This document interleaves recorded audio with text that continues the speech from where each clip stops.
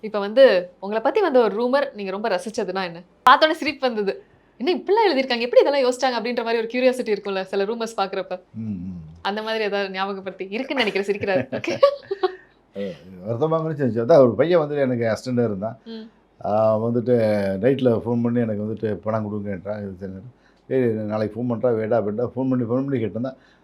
நான் வந்து அவன் செல்லமா வந்துட்டு அவன வந்து ரொம்ப அவனுக்கு வந்து காசு குடுத்துருக்கான். அவனுக்கு வந்து வீட்டுக்கு அக்காவுக்கு எல்லாம் பணம் ம். குடுத்துருக்கிறேன். எல்லாமே செஞ்சிருக்கிறேன். நான் வந்துட்டு சும்மா இருக்கிறப்ப, நான் வந்துட்டு நைட்ல மிட் நைட்ல ஃபோன் பண்ணி அதுக்கு அவன திட்டிட்டேன் பண்ணிட்டேன். அத வந்துட்டு அவன் ரெக்கார்ட் பண்ணி மீடியாலலாம் போட்டு என்னைய வந்துட்டு ரொம்ப டேமேஜ் பண்ணிட்டான். ஏன்னா ஓகே. நம்ம வீட்டு பையன், நம்ம கூட இருந்த பையன், நம்ம தான் அவனுக்கு ம். வந்துருக்கான். சார் வாடகை கட்ட முடியல, இது பண்ண முடியல அப்படிங்கலாம் நெறைய ஹெல்ப் பண்ணியிருக்கிறேன். ஓகே. உரிமையில திட்டிட்டான். அத வந்து பெருசா பண்ணிட்டான். அது ஓகே. வந்துட்டு ரொம்ப வருத்தமா இருந்துச்சு. அதே புரியுது. எனக்கு ஃபன்னாவும் இருந்துச்சு.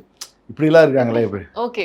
ம். இப்படிலாம் இருக்காங்களே, இப்படிலாம் செய்றாங்களே, இது ம். எவ்வளோ ஒரு முட்டாள்தனமான விஷயம்.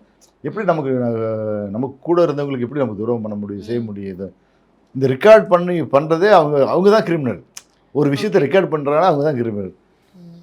புரியுது. பேசுறவங்க வந்துட்டு இப்ப நம்ம வந்துட்டு நம்ம இவன் ரெக்கார்ட் பண்றான் அப்படின்னு நம்ம பேசுவோமா? ம்ஹ்ம். நம்ம எதார்த்தமா கோவத்த பண்றோம். அது ம். எனக்கு கொஞ்சம் இதா இருந்துச்சு.